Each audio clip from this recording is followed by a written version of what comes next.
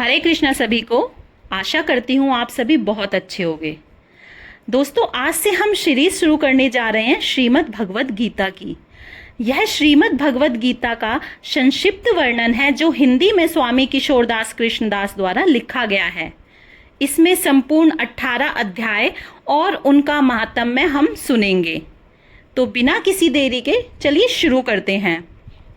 श्री ओम नमः भगवते वासुदेवाय विश्वेश्वराय नमः। आदि पुरुष अपरंपार आलेख पुरुषाय नमः।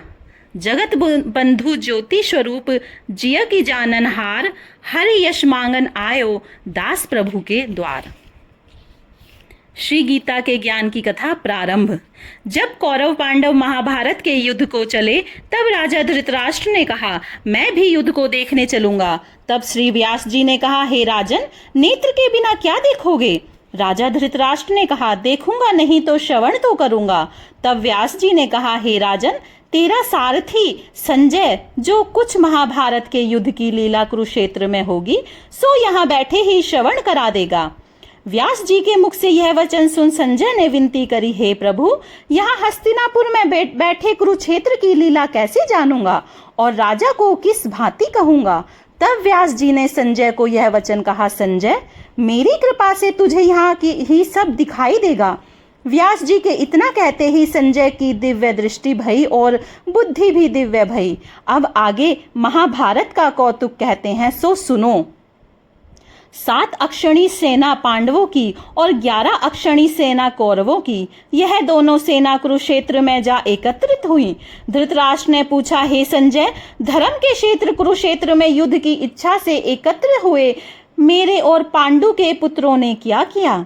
संजय ने कहा, पांडवों की सेना को व्यूहित देखकर दुर्योधन आचार्य द्रोण के समीप जाकर कहने लगे, हे आचार्य, देखिए, आपके शिष्य बुद्धिमान द्रुपद पुत्र ने पांडवों की बड़ी सेना की कैसी व्यूह रचना की है।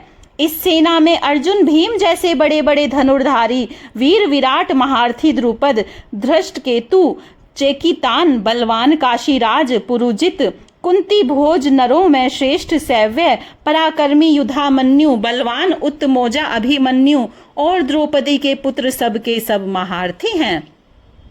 हे ब्राह्मण श्रेष्ठ, आपके समरणार्थ अब मैं अपनी सेना के प्रधान सेनापतियों के नाम बताता हूँ।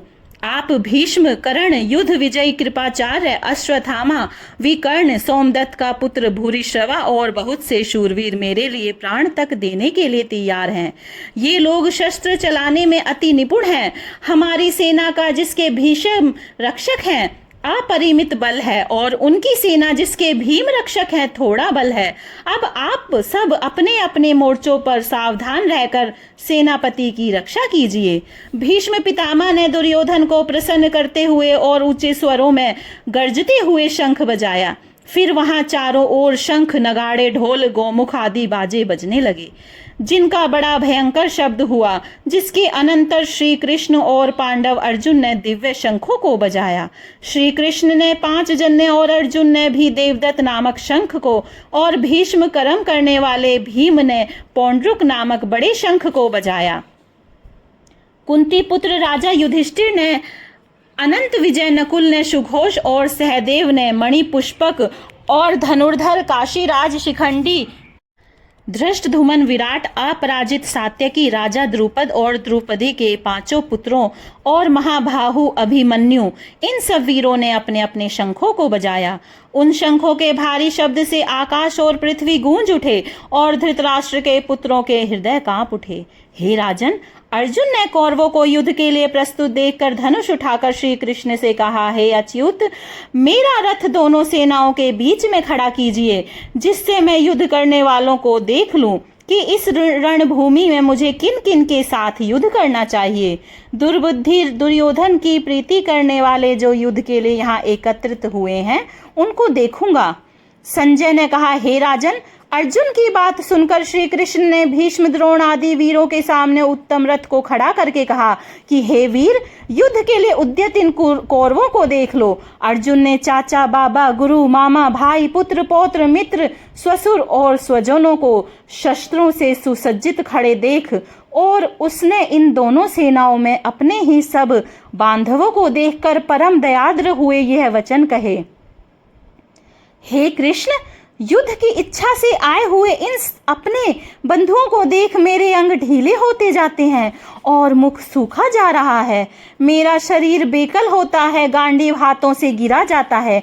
हे केशव, मुझ में यहाँ खड़े रहने की सामर्थ्य नहीं है और सब लक्षण में उल्टे देख रहा हूँ और संग्राम में अपने स्वजनों का वध करके कोई लाभ नहीं होगा।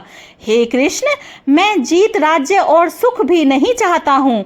हे प्रभु, हमको राज्य भोग तथा जीवन से क्या काम है, क्योंकि जिनके लिए राज्य भोग और सुख की इच्छा की जाती है वे सब इस युद्ध में प्राण और धन की इच्छा छोड़ मरने को तैयार हैं। आचार्य, पिता, पुत्र, पितामह, मातामह, ससुर, पौत्र, साले और संबंधी ये सब मुझे मारे तो भी हे मधुसूदन, मैं इन्हें मारने की इच्छा नहीं करूँगा। हे जनार्दन, त्रिलोकी के राज्य के लिए भी मैं इन्हें मारना नहीं चाहता, फिर इस पृथ्वी के राज्य के लिए तो कहना ही क्या। हे जनार्दन, धृतराष्ट्र के पुत्रों को मारकर हमारा क्या भला होगा, इसलिए हमें अपने भाई धृतराष्ट्र के पुत्रों को मारना अनुचित है। हे माधव, स्वजनों को मारकर क्या हम सुखी हो सकते हैं? ये सब लोभ के वशीभूत है और कुल के नाश करने तथा मित्रद्रोह में, पाप द्रोह में करने में पाप को नहीं देखते। कुल नाश के दोष को जानते हुए भी हमको इस पातक से क्यों नहीं दूर रहना चाहिए। कुल का नाश होने से कुल के प्राचीन धर्म नष्ट हो जाते हैं, फिर धर्म नाश होने से कुल में पाप बढ़ता है। हे कृष्ण, पाप से कुल की स्त्रियां व्याभिचारिणी होती हैं, जिससे वर्ण संकर संतान उत्पन्न होती है। वह वर्ण संकर जिन पुरुषों ने कुल को नष्ट किया है उनका तथा उस कुल को नरक में पहुंचाते हैं, क्योंकि श्राद्ध तर्पण आदि बंद हो जाते हैं। वर्ण संकर बनाने वाले दोषों से कुल ध्वंसकों के जाति धर्म और कुल धर्म निरंतर नाश होते हैं। हे जनार्दन, मैंने बराबर सुना है कि कुल धर्म नष्ट होने से निश्चय नरकवास करना होता है। हाय, हम बड़ा पातक करने को तैयार हैं, जो राज्य सुख के लोभ से स्वजनों को मारने की कोशिश कर रहे हैं।